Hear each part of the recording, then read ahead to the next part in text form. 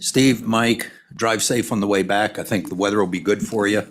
And that, yeah, we need to get to meet President. So with that, tell us when we're live, Kelly. We are live now. So we will start the formal portion of Minerals Committee. We have two bills to consider. And that, remember, please silence your cell phones. Please remember to adjust the chair for all the people that are now in here. Both of you. So Mark, would you please call roll? Representative Banks. Here. Representative Conrad. Here. Representative Heiner. Here. Representative Knapp. Here. Representative Larson. Here. Representative Lawley. Here. Representative Tarver. Here. Representative Western. Here. Chairman Burkhart. Here. Thank you. Okay, we have a quorum. We're all here.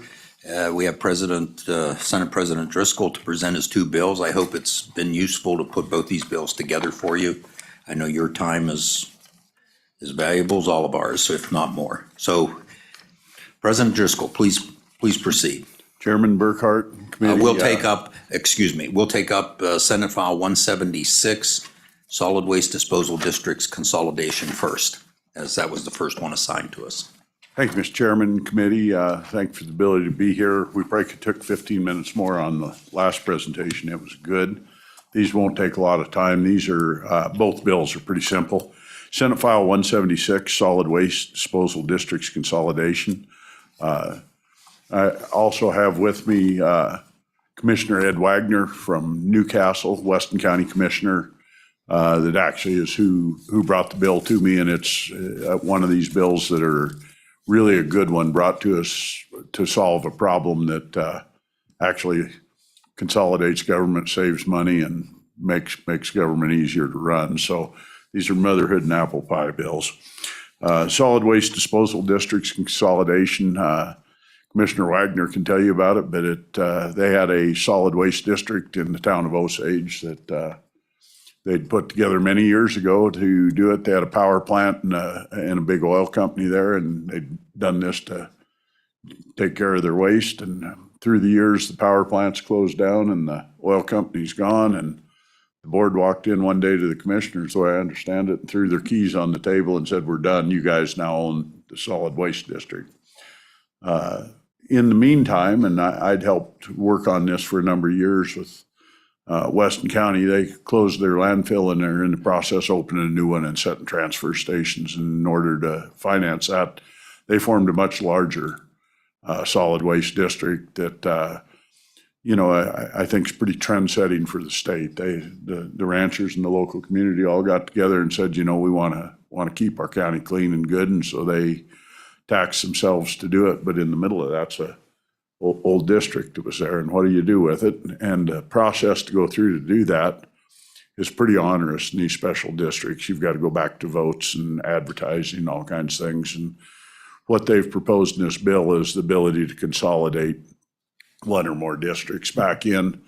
Will not change taxpayer dollars, so you're not going to get a tax increase or a tax decrease. It's not going to change anything other than, and the district boundaries stay the same, they lay within, but it allows them to combine those and run them with one board. Saves money, saves time, saves commissioners on the special district meetings.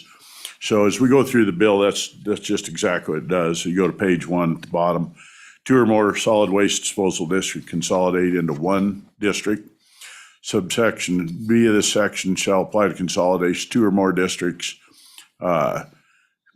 Follows the statutes. They go through the whole thing. Has to be agreed upon by both the districts and by the different county commissioners, because this bill does anticipate, doesn't do it now, but it does anticipate you could have counties, and we found out in previous testimony, it's already happened illegally, is 2 counties may end up over county lines doing these.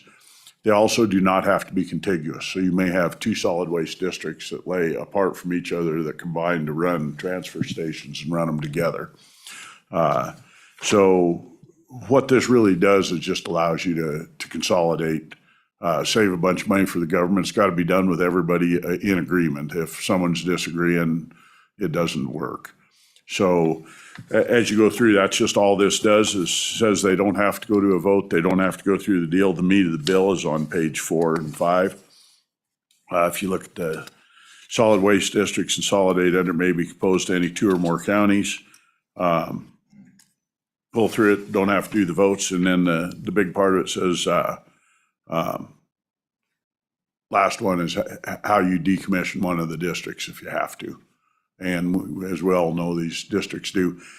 The bill only applies to solid waste, special districts, but it's only for solid waste. So this does not apply to any other special districts. Pretty simple, solves some problems for everybody and saves government money and makes it more efficient. With that, I would turn the mic over to Commissioner Wagner if he'd like to make some comments and then stand for any questions. Commissioner Wagner, please. Good morning, Chairman Burkhart and members of the committee. Senator Driscoll here pretty well covered the meat of the bill and everything. I would just stand for questions if you have any or any explanations you would like I could give you. Representative Heiner, question. Thank you, Mr. Chairman. Commissioner Wagner, are all the other members of the Commissioners Association in support of this bill? Are there any concerns that have been brought up in your meetings with the other counties? Commissioner Wagner? Chairman Burkhart, Representative Heiner, the WCCA, we have their approval. I mean, they're in support of this bill. The other counties I've talked to were a little hesitant on some of it once in a while, but where we've got that all the boards have to approve on it, that took a lot of the hesitancy off of some of the solid waste district boards because they're like, well, they can force us. Well, if they're not if they're not in favor of it, it can't be done. So far we've gotten no negative feedback anymore. Other questions? Representative Conrad. Mr. Chairman, thank you. President and Commissioner, thank you. Just a quick question, which may be outside, but I think it's within the context of the bill. Reclamation costs, would that also be determined by the respective voting members if one were to shut down a landfill solid waste facility and go to the other? President or Burkhart. Commissioner? Representative Conrad, reclamation costs on these special districts are part of how they're formed and basically goes back to the shutdown. And the real problem you potentially can hit is what they hit with the keys on the desk is obviously there was no bonding in place or not enough probably. And so it leaves the county on the hook. And, you know, as a commissioner, and I think Commissioner Wagner will talk to you, the special districts are a little scary for commissioners because they really have a lot of responsibility beyond where they're at. I'll let him follow through on that, but the more I've researched into it, it's scary as a commissioner. Commissioner Wagner, please. Chairman Burkhart, Representative Conrad. The one in Osage is the small one, that was in the process of being closed anyway. So right as of now, it has been put to sleep. It's capped. There is a transfer station there that little district doesn't generate enough garbage or mill levies to run a transfer station even. This way, this will allow us, the big district, to run that transfer station and continue to monitor that closed landfill forever. And I've got 3 hats on. I'm on both the solid waste district boards and the commissioner. So it's been time consuming and tedious, but we're moving forward with it. Other questions? Okay. Representative Heiner? Thank you, Mr. Chairman. Senate President Driscoll, I appreciate what we're trying to do here is make something more geographic and consolidate, make it more efficient. I applaud this. What about if this, if we're on a border of the state and we want to encompass a little bit of another state? Will this allow us to make the district a little bit into another state where there's a community or something right next to our border? Chairman President Burkhart, Driscoll? Representative Heiner, no, I don't believe so. I don't think we can do anything with another state without legislation that would allow both states. You know, it's happening. We had testimony that, you know, in that far western part of the state right now, they're already over state lines. We found out they're over county lines. You know, that happens all the time. A lot of these happen. They just happen with handshake agreements, and they happen until the wreck happens. And that's really what we're trying to anticipate here is what happens when that monitoring well says something has to be done. We're trying to make it more, and I would anticipate at some point they could look with state lines. It would take the other states say, we'll allow this to happen. It gets really hard, and that was the same way with consolidating these. The key part of this one is the taxing districts boundaries don't change, because the minute you start changing them, then you affect it. And in truth, the testimony you just got from Commissioner Wagner is they're going to subsidize the transfer station in truth with the other district, and it's done with everybody with a smile on their face. But without it, it would have been really sad, because what you have is a transfer station that's closed, no monitoring that's happening in a good way, which means probably it goes back to all of us. The state's probably going to end up picking up the cost of that. And I, for one, am very thankful when these type bills come to me. I have glee doing them, because they actually make you feel good about what you're doing with government. Follow up? Go ahead. President Driscoll, that is my concern on the western part of the state where some of this is being consolidated. We're seeing with our cease and transfer costs for the state for some of these closures, we be liable for waste that is being taken into another state and disposed in a landfill there if there gets to be some kind of a environmental problem? What kind of liability would the state have? I know we've stepped in and helped a lot of these small communities with their cleanup costs. But that is my concern. Do you see that as something that we need to address in the future? President Driscoll? Mr. Chairman, Representative Heiner, absolutely. I know it happens in your part. I can tell you where I live, and we generate semi-loads of waste out of my business. It's all hauled to a landfill in South Dakota. So I thoroughly understand it. And ironically, the other states don't have the same rules we do. Their landfill over there is an unlined pit on the banks of the Belle Fourche River. It's pretty interesting. South Dakota, however, they managed to do it, managed to permit their landfills without it. And so the liability is a issue. We've openly talked about what it does. I think the regionalization of landfills is become a very big issue across state lines and all over. We all understand for all of you, particularly you new representatives, we spend not tens but hundreds of millions of dollars closing landfills in Wyoming. It doesn't matter what community you're in, from little to big. They are big dollar items to clean these up. And we're doing the right thing environmentally, but it's not cheap to go back and pick up, particularly if you contaminated a water table. And it's the right thing, and it's a good thing the state has helped. There's not a single small community that can afford to close their landfill. So it is an issue, needs to go. You could amend into this bill that you could allow an agreement with another state. It would actually fit if you wanted to do it. Just say without a deal, you could cross state lines. Might lead to some issues with the legal end, though. Thank you.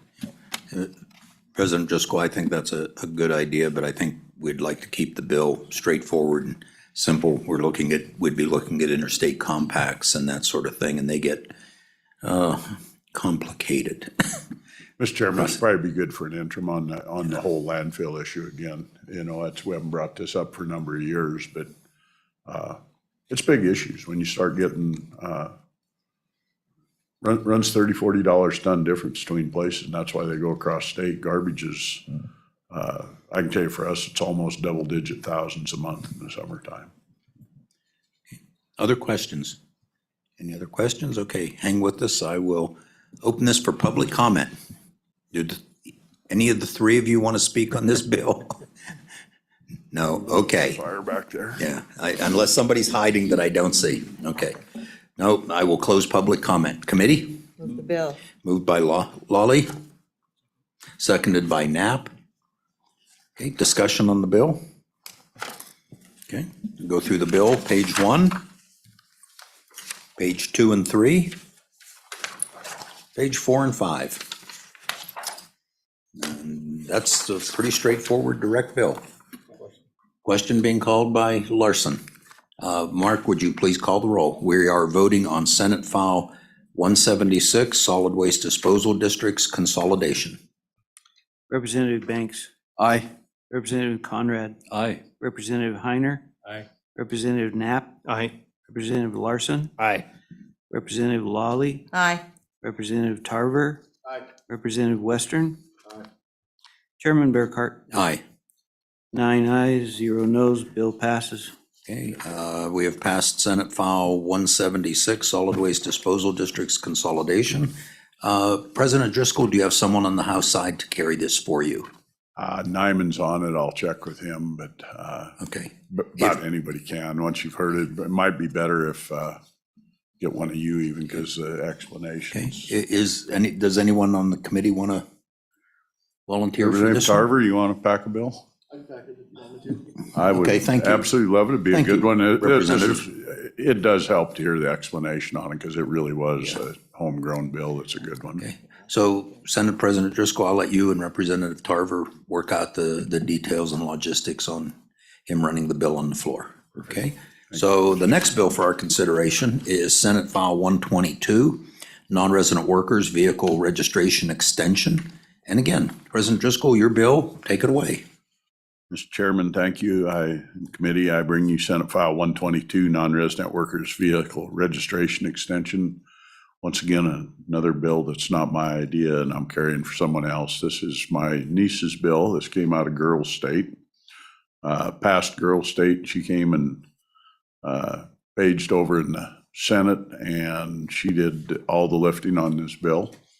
And she'll be paging for you guys probably about the time this comes through the readings. I think she comes the 20th. So you'll get to see it's Great. Jesse Driscoll. I call this the Driscoll bill. So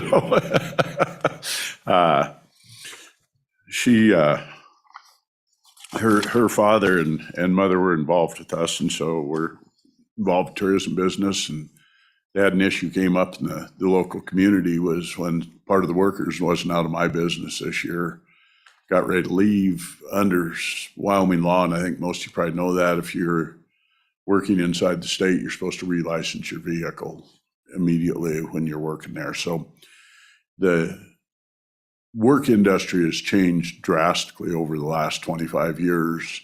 Over half of the employees at the local golf course and in our business are what they call work campers. They come from out of state. They're driving an RV.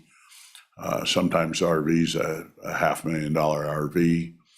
The cost to relicense those RVs, which they're driving them, often will run $4,000 to $5,000. And if you're working here for half a year, the $5,000 is going to make the difference whether you can come to Wyoming to work or not. So in the past, there's been one there, and these aren't just, this even like your turnarounds at the power stations. These guys come to work, and legally they're supposed to license all their vehicles in Wyoming. And then they have a problem because when they go to the next state, they're supposed to relicense again. So we had on the books, they found as she researched it, there was one there that allowed it for 120 days. And she just moved it out from 120 to 180 days on that. And then she actually did a little bit of change is the money goes back into the county general fund now. So your county does it. What it does, it allows them to do $50 a month. They can get a temporary tag on their camper. So stay in 6 months for $300, you can do it. The real truth of the matter is almost every county ignores that the people stay in their campers. And it really leads to an unfairness because the counties that enforce it, the poor guys get beat down. For the rest of them, you get to see Texas and Utah and whatever plates are out there. And if you're in work campers, the most common South Dakota, because they license the vehicles extremely cheap and you can stay one day a year and be a resident of South Dakota, and they absolutely love it because they get the tax revenues and the residency off of it. So this is just a fix to do it. It takes people and makes it where they're not being criminals. They can actually step up, and for a few $100, they can be legal and licensed and don't have to worry about the local law enforcement coming after them. And it is a tough deal because when they get caught, they have to do it before they leave. So you end up with this massive fine that you didn't anticipate. That's really all the bill is. If you go to page 2, you see the change it from 120 to 180 days. With that, I'd be happy to answer any questions and ask for your favorable approval. Questions for President Driscoll? Representative Lawley. Thank you, Mr. Chairman. Senate President Driscoll, I'll just say I met Jessie several weeks into the session. I had the pleasure of meeting her, and she actually talked to me about this bill. And again, I just want to comment about that, and I really love that it came out of Girls State. Well, thank you. Representative Heiner? Thank you, Mr. Chairman. President Driscoll, this talks about extending the time period, but let's talk about the shorter period. If a worker comes into the state just for 4 or 5 days during the week to do some engineering work or consultation, are they required to get this permit just for that amount of time they're in the state? Chairman Burkhart. President Driscoll? Representative Heiner, generally not, because the police aren't watching them back and forth. And also, commercial vehicles are exempted. So if you're driving a company pickup, you know, the welding pickup you see, you say, well, why don't they have the Wyoming plates? Well, if it's actually a work truck that's being used back and forth for work, that's not part of what we do. But if you're living in the state, if you're staying in the campground, or you're staying at the motel, your personal vehicle is supposed to be licensed in Wyoming. So yeah, there's a deal, but I've watched locally, you know, we've done work campers for years. They've never picked on ours before, but all of a sudden last year they started catching the guys that were leaving the golf course in Hewlett. That was kind of shocking to see it going on. And, but you hear people talk about it. You talk with the local law enforcement, and legally you're supposed to license. Follow up. Thank you, Mr. Chairman. President Driscoll, I've had experience with this where employees have come up from other states. They worked for the week, and then the snowstorm prevented them from going home for the weekend, and they got a ticket. They did get them. Apparently, there were some people observing, you know, in the hotel, which ones were out of state. So I just wonder if there needs to be some kind of a guideline for how many days they can be in the state before they are required to have this temporary permit. You know, is it 20 days? Is it 30 days? Is it 5 days? And that may be in the statute somewhere. I'm just not aware of it. President Driscoll? I'll let you answer the question, but I think I'll just make a comment. We changed this a few years ago to allow these people a little more leeway. And I can't remember exactly what it is, but it used to be literally the law said immediately on becoming a resident. And we've changed that, and I think we've changed the other one, but I can't remember the exact dates. But we have something in statute. President Driscoll, do you want to add anything? Chairman to my Burkhart, I comment? don't know it. I'll try to get it researched out and figure it out, because I actually, if it is on one day, once again, I have no problem with my bills getting amended. You might do a $5 a day deal. That's $150 a month. Just say, you know, for up to 7 days, $5 a day type deal would be fine. It's really the intent of the bill is to make it where people aren't breaking the law. You feel terrible about that. It's someone comes in on good faith, they're doing work in the state, and all of a sudden they get a ticket, and usually their company doesn't pay for it, interestingly enough. You know, you get a ticket for $150 and it comes out of your paycheck.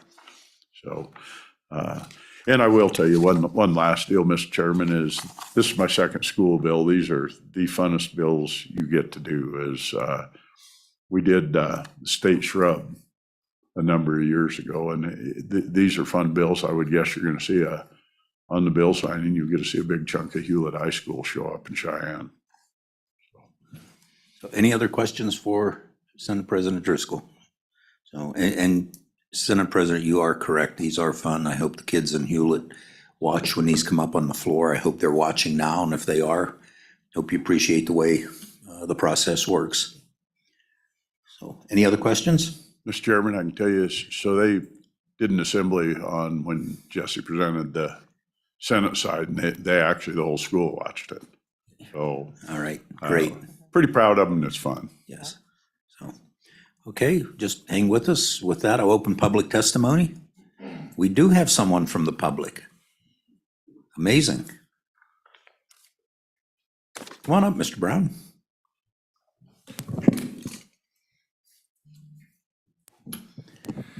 Good morning, Mr. Chairman, members of the committee. Chris Brown, representing the Wyoming Hospitality and Travel Coalition. Proceed.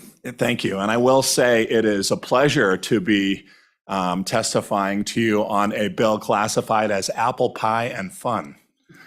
So thank you for the opportunity. We stand in full support of the bill, Mr. Chairman. Hospitality and tourism is the state's second largest industry, contributing more than $240 million in local and state tax revenue in 2021. We're also the state's largest private sector employer, employing more than 30,000 full and part-time employees across the state annually. Before the pandemic, workforce was one of the biggest challenges that the industry faced. And of course, you've heard a lot over the past handful of years about how the pandemic has exacerbated an existing significant challenge. Expanding the amount of time that temporary vehicle registrations for non-resident employees is something that would really be beneficial to us. One of the best ways to grow the state's second largest industry, and one utilized in your communities by your local tourism entities, is building out the shoulder seasons. The traditional tourism, busy season is Memorial Day to Labor Day, but the most effective local destination marketing organizations across the state have worked hard to build out the spring, build out the fall, grow that local visitor economy. In just speaking with one of our largest members, 95% of their seasonal workforce that have vehicles are from out of state, and they operate on a 150-day operating season. And so you can see where it would be an administrative challenge. You're already facing a workforce shortage. To have them have to go back out and re-register their vehicles midstream is a challenge. And so we see this bill as one that could benefit the state's second largest industry. We appreciate your consideration, and I'm happy to answer any questions. Okay, questions for Mr. Brown? Any questions? Okay, thank you. Thank you very much. Anyone else? Please, come on up. I was worried we wouldn't have any public testimony. This is great. Okay. That's good. That's good. So please, for the record, identify yourself and proceed. Mr. Chairman, thank you. My name is Lacey Bruckner. I'm with, Lacey, you may have to get a little closer to the mic sorry. or move it closer to you, one of the two. Okay, how's that? Is that That's better, thank you. Okay, great, thank you. My name is Lacey Bruckner. I'm with the Wyoming Department of Transportation Compliance and Investigation Section. And the department would just like to speak to this bill from an administrative standpoint. The temporary worker registration decal has been in the law since 2010. The department produces the decals themselves and distributes them to the county treasurers. And the county treasurers issue those temporary registration decals to workers who are here from other jurisdictions. The format of the decal currently can accommodate this change in this bill with no changes whatsoever. So there would be no waste of inventory that we already have at the department or at the counties as far as using the decals. They can already accommodate this extension. So I don't see any cost or anything to the department with this bill. The question that was asked a little bit ago regarding the amount of time a person has in statute to obtain a temporary registration in a situation where they have come to our state to work. I can answer that for you. That is. Please. Thank you. That is in Wyoming statute 31-2-201A subparagraph IV. And that says, I'm just gonna immediately, that the time of registration is immediately when the vehicle is being operated by a person not from the state for transportation to or from, or for the purpose of gainful employment or any trade, profession, or occupation within this state. So the way that statute reads, if you were coming here outside of driving back and forth like a daily commuter, that would be an immediate requirement. The way that statute reads now, administratively, how this section, this subparagraph works, these temporary registration decals are sold on a monthly basis, 30 days at a time, for $50 a month. currently up to 120 days at a time. With these changes, it would be 180 days at a time if a person so chose to do that. So if I were here working for a month from another jurisdiction, I could buy 30 days worth of temporary worker registration, purchase the decal, place that on the upper left corner of my windshield, and I would be legally registered here with current registration from whatever jurisdiction I am in. So that's how those work now. I can tell you that there is also a provision in the registration exemptions for rental vehicles that when that statute went into place, this kind of a situation was addressed for the purpose of rental vehicles. The example at the time was if someone flew into a neighboring state and rented a vehicle from that state and came here on a consultation basis or for employment for a period of time to where that rental vehicle may be registered in another state, but that's being used here in our state for gain, profit, or employment. In that rental registration statute, it gives a person with a rental vehicle with out-of-state registration 14 days before that rental vehicle would be required to obtain this temporary worker registration, and the operator of the vehicle can purchase that registration even though they don't own the vehicle itself. And if you would like, that statutory reference is Wyoming Statute 31-2-224A, subparagraph X, where it talks about giving rental vehicles with out-of-state registration 14 days before they have to get this worker decal when the rental vehicle is here for gain or profit or for employment. I think that's all I have, and I would be happy to answer any questions that you might have. Thank you. Thank you very much. Any questions for the department? Representative Heiner. Thank you, Mr. Chairman. So just to be clear, if I drive my own vehicle into the state to work for the day, I need a tag, but if I bring a rental in, I have up to 14 days. Is that correct? Ms. Brethren? Mr. Chairman, Representative Heiner, if you are to bring your vehicle here just for the day, like a daily commuter, you would not be required to have Wyoming registration. It is only if you are here for an extended period of time that you would be required to have the temporary worker decal, but not if you're commuting back and forth daily. Thank you. Follow up. Follow up? Thank you, Mr. Chairman. So extended period of time, that's needs some definition there. What do you mean by extended period of time? We had two individuals here that stayed overnight. They were just testifying here this morning. So they were here for a couple of days. Is a couple of days an extended period of time? Is 3 days an extended period of time? Is 14 days an extended period of time? Ms. Brethren? Mr. Chairman, Representative Heiner, the statute for registration says immediately when the vehicle is being operated by a person not from the state. There are daily commuter reciprocity agreements built in, which is where if you didn't stay overnight, that you wouldn't have to. I think black and white, probably that would mean if you're here for more than one day, registration would be required. Based on the first statute I addressed, which was 31-2-201A subparagraph IV. As far as enforcement of that, I wouldn't be able to speak to how that is enforced by. Any other questions? Okay, thank you very much. Just hang with us, we'll probably have more. Okay, thank you. Anyone else in the room wish to speak on this bill? Okay, so with that, I'll close public testimony. Committee? Moved by Conrad, seconded by Lawley. Any discussion? Representative Heiner. Thank you, Mr. Chairman. Thank you, Mr. Chairman. I do not want to muddy up this bill because of where it's coming from.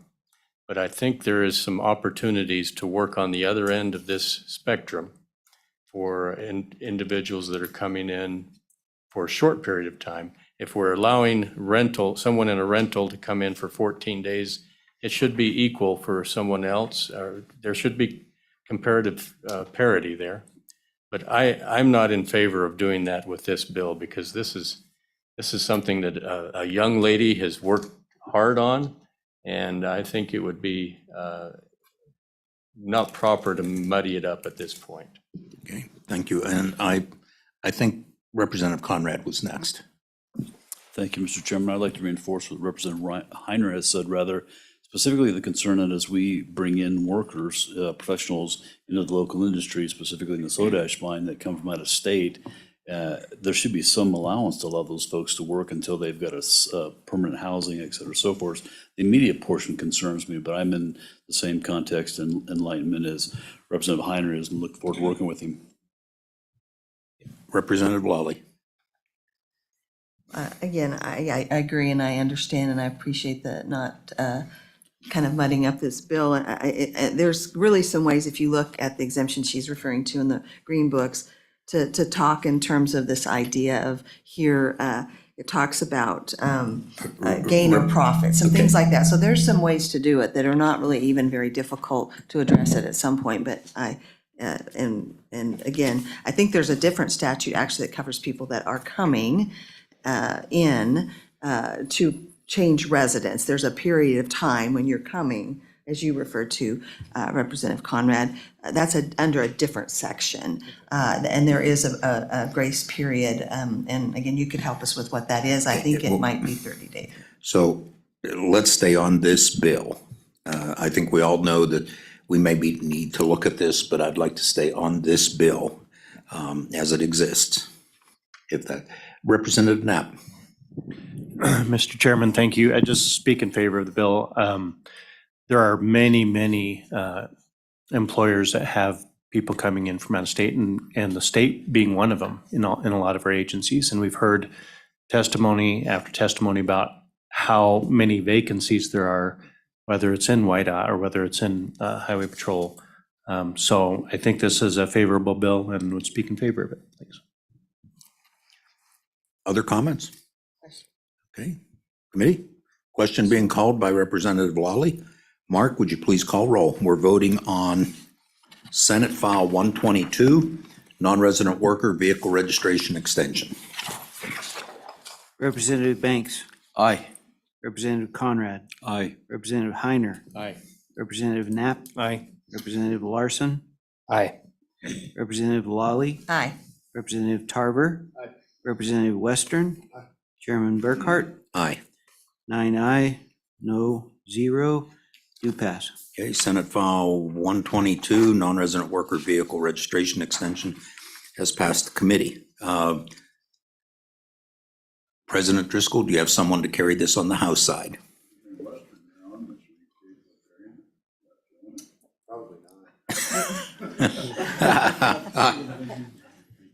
As a former Girl Stater, I would love the privilege of carrying this bill. Let's do it that way. Okay, so Representative Lawley, thank you for offering. I think good president would appreciate that, and you'll have some fun with it, although you can't say Girl State on I know. I on the floor. I could say it here, I think. Okay,